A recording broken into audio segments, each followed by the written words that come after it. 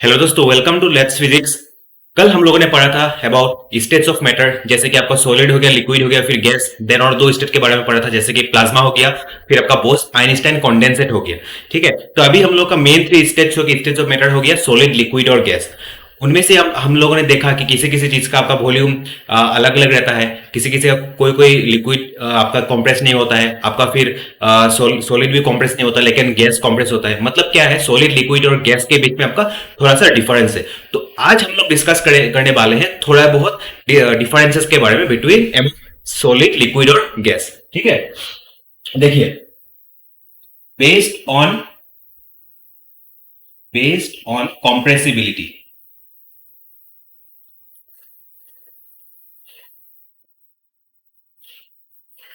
Compressibility, ठीक है।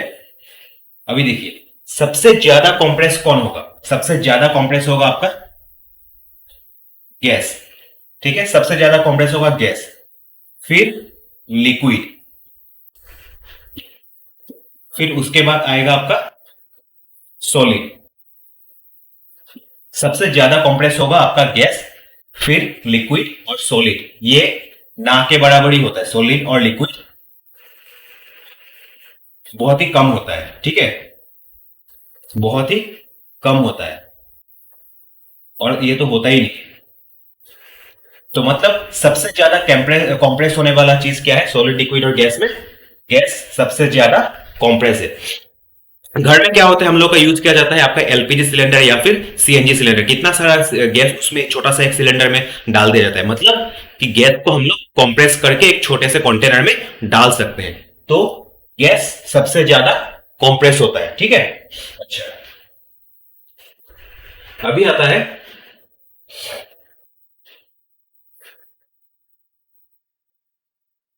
Based on intermolecular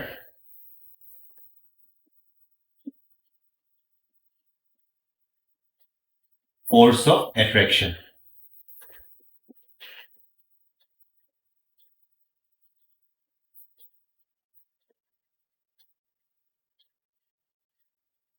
अभी देखिए, सबसे ज्यादा जो इंटरमोलिकुलर फोर्स ऑफ अट्रैक्शन किसमें होता है? सबसे ज्यादा होता है आपका सॉलिड में। ठीक है, उसके बाद आता है आपका लिक्विड, फिर लास्ट में आता है आपका गैस। मतलब सबसे ज्यादा जो इंटरमोलिकुलर फोर्स एग्जिस्ट करता है, जो सॉलिड का भी पार्टिकल्स है, जो पार्टिकल्स होता है, उन पार्टिकल्स के बीच में सबसे ज्यादा किसका इंटरमोलिकुलर फोर्स ज्यादा है? सॉलिड का। ठीक है, ये नंबर वन। फिर उसके बाद आता है आपका लिक्विड का, नंबर टू। फिर आता है गैस। तो क्वेश्चन में ऐसा पूछा जा सकता है, मतलब कि which among the following substance has the most intermolecular force of attraction. तो आप आंसर क्या होगा? सॉलिड। वहां पर सॉलिड की जगह दूसरा कुछ भी दिया जा सकता है, जैसे कि वुड हो सकता है, या फिर कोई बर्फ, आइस क्यूब बोल के दिया जा सकता है। ठीक है, तो आप हमेशा सॉलिड सब्सटेंस को टिक करिएगा जब भी बात आए सबसे ज्यादा इंटरमोलिकुलर फोर्स किस में है। ठीक है, और ऐसा भी पूछा जा सकता है कि सबसे lowest intermolecular force of attraction किस में होता है। तो अलग अलग गैस दिया जाएगा, तो आप कौन सा ऑप्शन चूज कीजिएगा? तब तब आप ये गैस वाला चूज कीजिएगा। लेकिन सबसे ज्यादा आपका इंटरमोलिकुलर फोर्स कौन सा क्या होता है, किसमें होता है? सॉलिड में होता है। और सबसे कम किसमें होता है? गैस। ठीक है,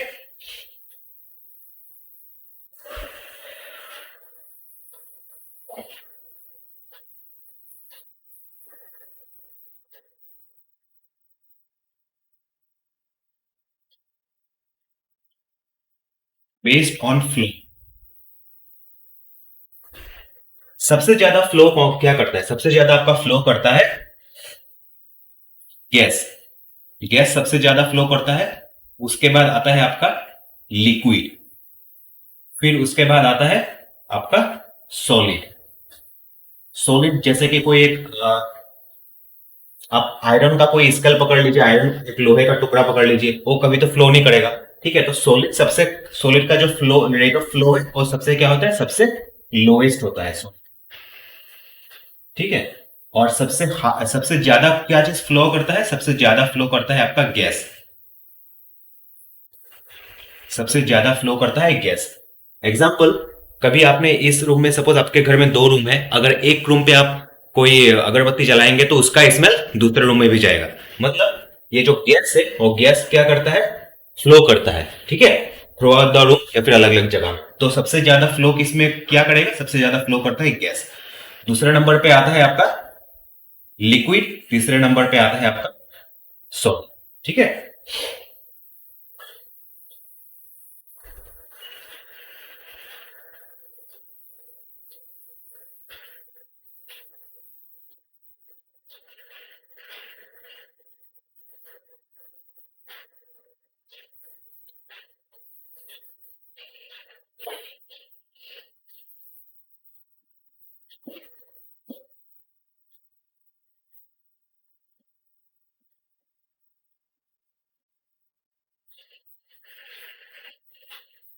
बेस्ड ऑन बॉइलिंग पॉइंट, देखिए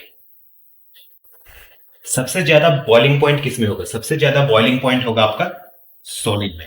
रीजन यही है कि सॉलिड के जो पार्टिकल्स होते हैं वो ज्यादा करीब रहते हैं। ये जो पार्टिकल्स है इन सबको ब्रेक करने में भी, हटाने में भी बहुत ज्यादा हीट का हीट जरूरी है। तो इसीलिए सॉलिड का क्या है, सबसे बॉइलिंग पॉइंट सबसे हाईएस्ट है। उसके बाद आता है आपका लिक्विड, ठीक है, उसके बाद आता है आपका लिक्विड। फिर थर्ड पॉइंट पर आता है आपका गैस। तो सबसे ज्यादा जो बॉइलिंग पॉइंट किसका है, सॉलिड का है। उसके बाद आता है आपका लिक्विड का, और नंबर 3 पे आता है आपका गैस का।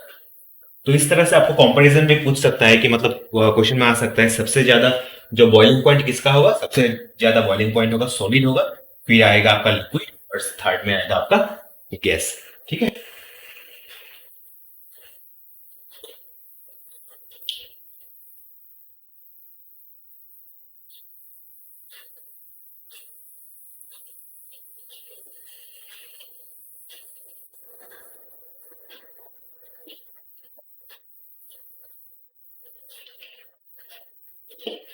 बेस्ड ऑन डेंसिटी,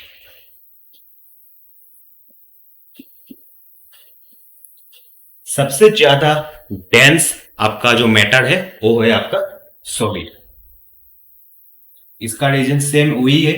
सॉलिड में क्या होता है, जो पार्टिकल्स, सॉलिड का जो पार्टिकल्स होता है वो सब क्या है, ज्यादा करीब रहता है, ठीक है। तो सबसे सबसे ज्यादा डेंसिटी किसका होगा, सबसे ज्यादा डेंसिटी होता है आपका सॉलिड। तो इसलिए ऊपर नंबर 1।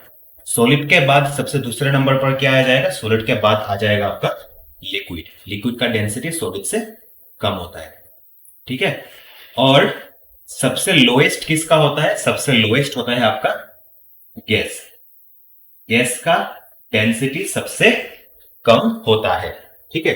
क्योंकि गैस गैस का जो पार्टिकल्स वगैरह है वो क्या है, एक पार्टिकल अगर यहां है, एक दूसरा पार्टिकल यहां है, मतलब दो पार्टिकल्स के बीच का जो डिस्टेंस है वो बहुत ज्यादा होता है गैस का। तो इसी वजह से गैस का डेंसिटी भी सबसे लो है, और गैस में जो इंटरमोलिकुलर फोर्स ऑफ अट्रैक्शन है वो भी बहुत कम होता है।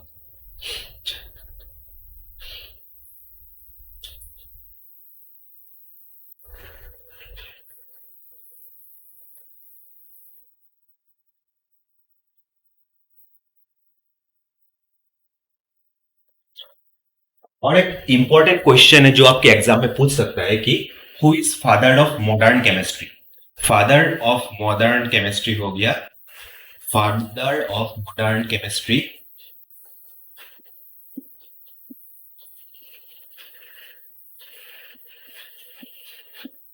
ये एग्जाम पॉइंट ऑफ व्यू से इंपॉर्टेंट क्वेश्चन है। ये है आपका एंटोनी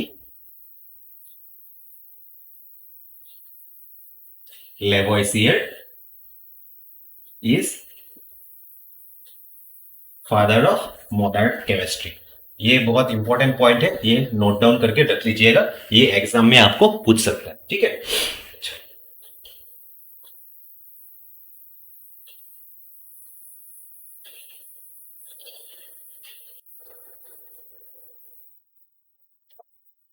लास्ट क्लास हम लोगों ने पढ़ा था classification of matter on the basis of physical properties. आज हम लोग पढ़ेंगे classification of matter on the basis of chemical properties.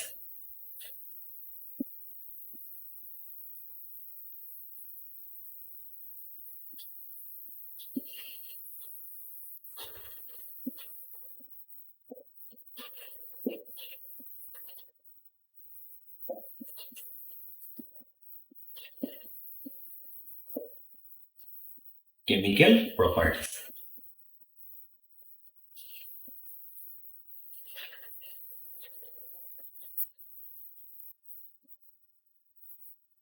देखिए,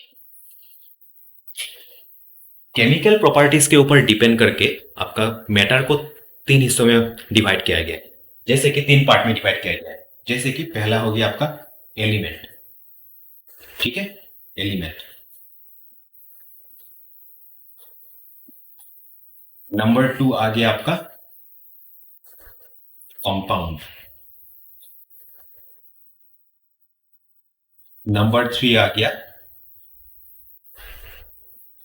mixture. On the basis of chemical properties, matters are divided on three types: element, फिर आपका compound, third आ गया आपका mixture। सबसे पहले आते हैं हम लोग एलिमेंट पार्ट में।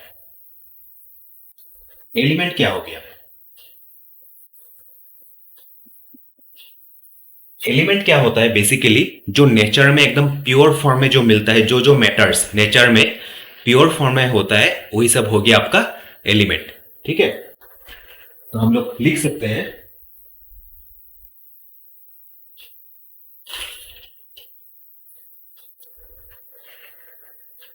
एलिमेंट्स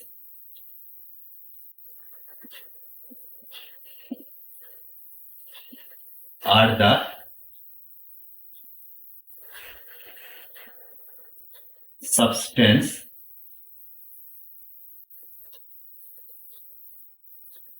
that exist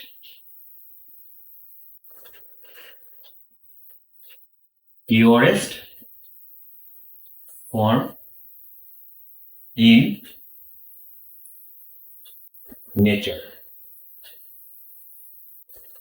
जैसे कि मान लीजिए हाइड्रोजन गैस है, जैसे कि मान लीजिए हाइड्रोजन गैस, तो कैसे लिखते हैं हाइड्रोजन गैस को? H। यहां पर प्योर फॉर्म में क्या है? प्योर फॉर्म में यहां पर हो गया आपका हाइड्रोजन, तो ये क्या हो जाएगा? Hydrogen element. ठीक है, अगर हम लोग लिखे ऑक्सीजन, ऑक्सीजन को हम लोग लिखते हैं O2 से। ठीक है, तो ये अगर प्योर फॉर्म में रहे तो ये हो गया आपका एक एलिमेंट।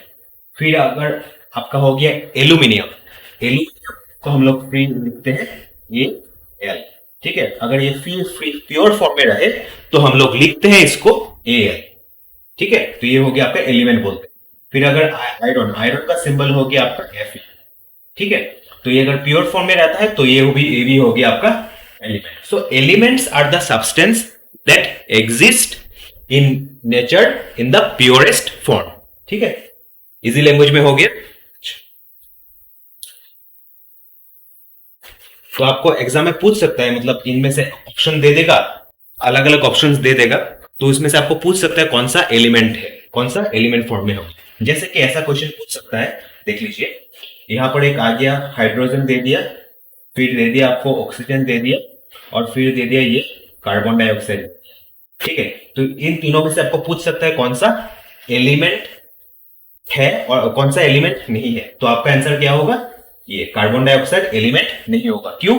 कार्बन डाइऑक्साइड में क्या देख रहे हैं आप? कार्बन भी है और ऑक्सीजन भी है। इसमें ना कार्बन प्योर फॉर्म में है, कार्बन के साथ ऑक्सीजन मिक्स हुआ है, और आपका ना ही ऑक्सीजन प्योर फॉर्म में है। तो हम लोग बोल सकते हैं कि कार्बन डाइऑक्साइड एक एलिमेंट नहीं है। क्यों? ये एक प्योर फॉर्म में नेचर में नहीं है। ठीक है,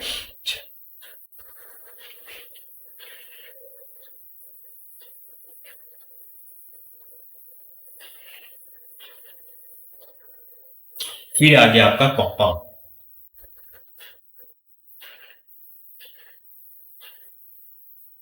ठीक है, देखिए कंपाउंड क्या होता है? कंपाउंड बेसिकली होता है, सपोज मान लीजिए ये कार्बन है, कार्बन को कैसे रिप्रेजेंट करते हैं? सी। और ऑक्सीजन, ऑक्सीजन को रिप्रेजेंट करते हैं O। ठीक है, ये दोनों मिलकर क्या हो गया आपका? कार्बन डाइऑक्साइड, मतलब कि CO2। ठीक है, तो हम लोग बोल सकते हैं कि compounds are made up of made up by combination of two or more different kinds of elements। ठीक है, या फिर ऐसे भी लिख सकते हैं, ए compound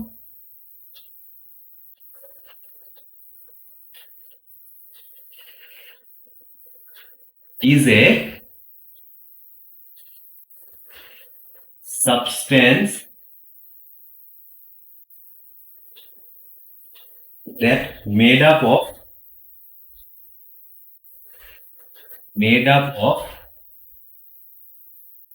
two or more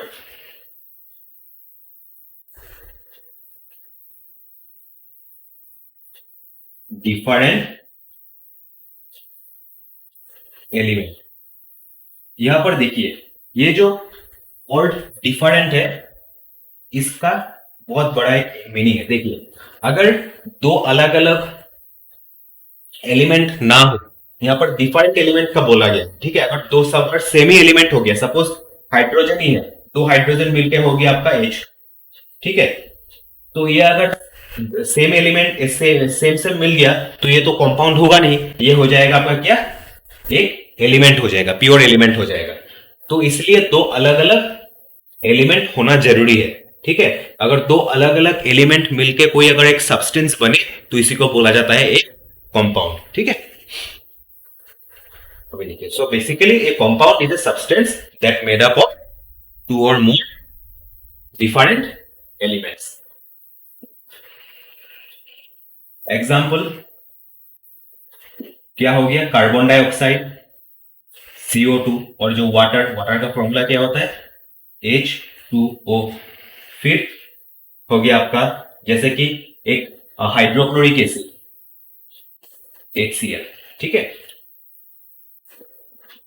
in definite proportion.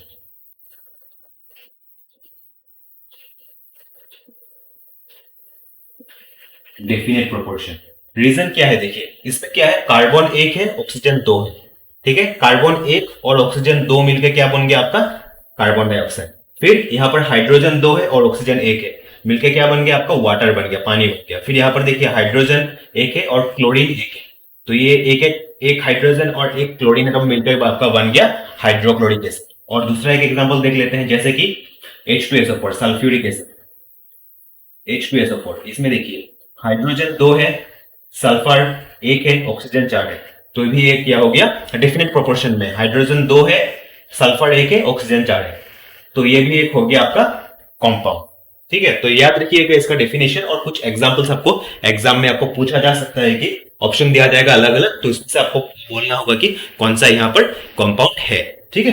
अच्छा, तो compound is a substance that made up of two or more different elements in definite proportion।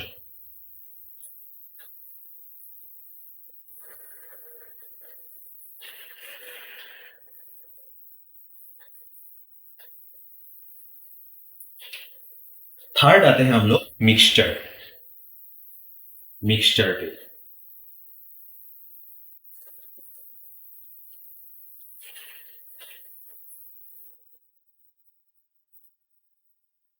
ठीक है, तो मिक्सचर हो गया, mixture is a substance made up of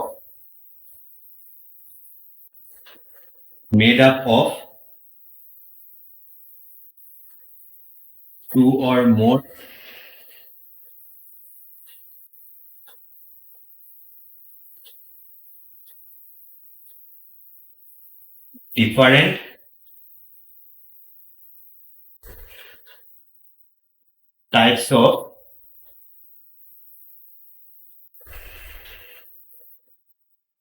of elements or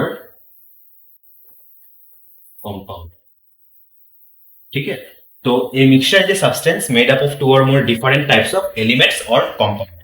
देखिए यहाँ पर क्या होता है, जैसे कि एग्जांपल ले सकता हूं मैं एआर, एग्जांपल एआर। देखिए एआर में क्या होता है, हाँ, एआर में आपका बहुत सारे गैसेस होते हैं, जैसे कि हम लोगों का एआर में क्या क्या है आपका हाइड्रोजन है, फिर ऑक्सीजन है, फिर नाइट्रोजन भी है। लेकिन हम लोग एज ए ह्यूमन बीइंग हम लोग क्या लेते हैं, हम लोग ऑक्सीजन लेते हैं। लेकिन अगर कोई किसी एक पेड़ का बारे में बात किया जाए, वो क्या कंज्यूम करते हैं, वो लेते हैं आपका कार्बन डाइऑक्साइड। ठीक है, तो एयर भी हो गया आपका, क्या हो गया, एक तरह का आपका मिक्सचर। तो therefore mixture is a substance made up of two different types of elements और कंपाउंड। हो गया एग्जांपल एयर। ठीक है, फिर आगे आपका सपोज किसी ग्लास में आपने पानी के साथ नमक डाल दिया, तो सॉल्ट और पानी अगर मिक्स कर देंगे तो भी ये भी हो जाएगा आपका एक तरह का आपका मिक्सचर। फिर आपका आ गया, अगर शुगर के साथ पानी मिक्स कर देंगे तो भी हो गया ये वन टाइप ऑफ मिक्सचर। ठीक है, तो ये बहुत सारा टाइप्स के मिक्सचर हम लोगों को देखने को मिलेगा। ठीक है, तो आप लोगों का एग्जाम में पूछा जा सकता है मतलब इनमें से कौन सा आपका मिक्सचर है। ठीक है, तो ये सब थोड़ा ध्यान में रखिएगा। और केमिकल प्रॉपर्टीज के ऊपर बेस करके मैटर को तीन तरह डिवाइड किया गया है, एलिमेंट हो गया, फिर कंपाउंड हो गया और मिक्सचर हो गया। ठीक है,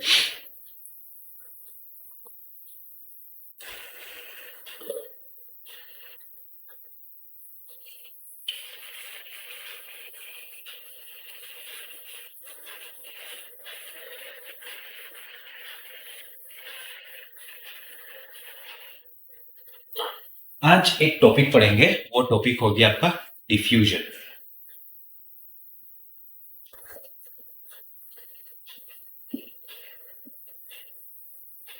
डिफ्यूजन क्या है एक्चुअली, देखिए हम लोगों का जो पार्टिकल्स है, पार्टिकल्स का एक one of the most important characteristic है कि पार्टिकल्स आपका मूव करता है। ठीक है, particles can move, particles can move. ठीक है, one of the important characteristics of particle. जैसे कैसे बोल सकते हैं ये, देखिए थोड़ा देर पहले आपको बताया कि अगर सपोज आप एक रूम में हैं, तो एक रूम में आपने अगर अगरबत्ती जलाया तो उसका स्मेल दूसरे रूम में भी जाएगा। ठीक है, तो जो अगरबत्ती का भी कुछ पार्टिकल्स होगा। ठीक है, तो वो अगरबत्ती का जो पार्टिकल्स है वो आपको जो रूम में जो हवा है उस पार्टिकल्स के साथ क्या होता है, मिक्सअप हो जाता है। मिक्सअप होके आपका एक रूम से दूसरे रूम में ट्रेवल करता है। तो इसीलिए अगर एक रूम में आप जब रहते हैं और उस रूम में आप जब अगर आप अगरबत्ती जलाते हैं तो उसका स्मेल दूसरे रूम में भी जाता है। तो इससे ये प्रूव हो जाता है कि पार्टिकल्स कैन।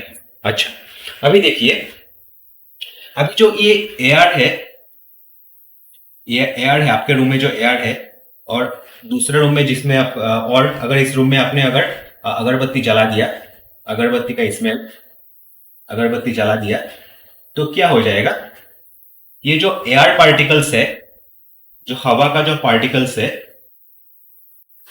एयर पार्टिकल्स क्या हो जाएगा, मिक्स हो जाएगा किसके साथ, अगरबत्ती के पार्टिकल्स के साथ।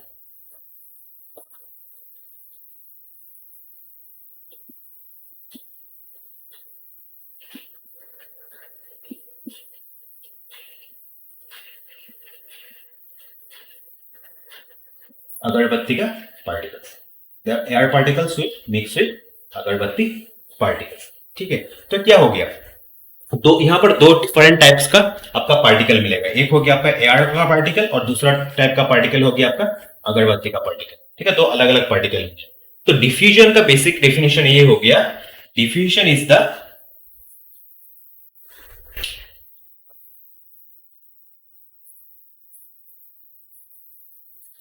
diffusion is the intermixing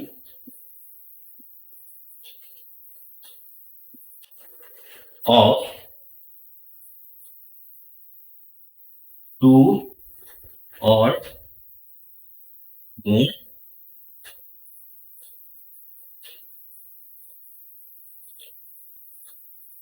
particles of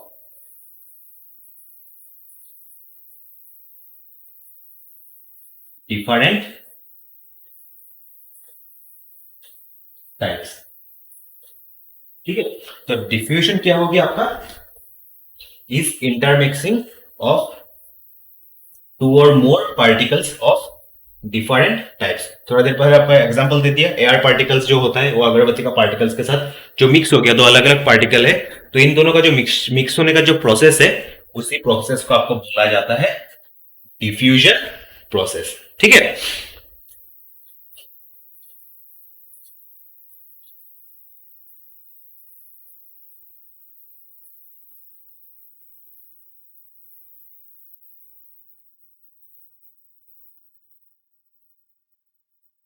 भी देखिए। और एक दूसरा चीज है मोलिक्यूल। आप बहुत बहुत बार मैंने बात किया इंटरमोलिकुलर फोर्स। मोलिक्यूल क्या होता है? जो स्मॉलेस्ट पार्टिकल, जो मैटर, हर एक मैटर का क्या होता है? पार्टिकल्स होते हैं, ठीक है। तो जो स्मॉलेस्ट पार्टिकल ऑफ मैटर को बोला जाता है आपका the smallest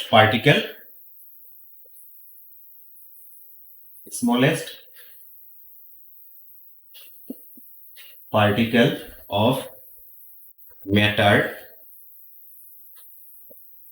is called molecule. तो इसीलिए जो पार्टिकल्स का बीच में जो फोर्स रहता है उसको बोला जाता है आपका क्या? Intermolecular force. इंटरमोलिकुलर फोर्स, ठीक है। तो आज के लिए बस इतना ही। नेक्स्ट क्लास में हम लोग डिस्कस करेंगे, इस चैप्टर में थोड़ा और आगे बढ़ेंगे, जैसे कि और दूसरे दूसरे टॉपिक पढ़ेंगे, जैसे चेंज ऑफ स्टेट। जैसे आपका आइस का एक टुकड़ा है, वो पानी में कब कन्वर्ट होगा, पानी से फिर से आप पेपर में कब कन्वर्ट होगा, ठीक है। तो उन सब के बारे में हम लोग डिस्कस करेंगे, और साथ ही साथ कुछ क्वेश्चंस भी होगा इंपॉर्टेंट, उन सब के बारे में भी थोड़ा बहुत डिस्कस करेंगे। तब तक के लिए चैनल को लाइक कीजिए, शेयर कीजिए, और जितना हो सके चैनल को आप देखिए और इस चैनल के साथ जुड़े रहिए।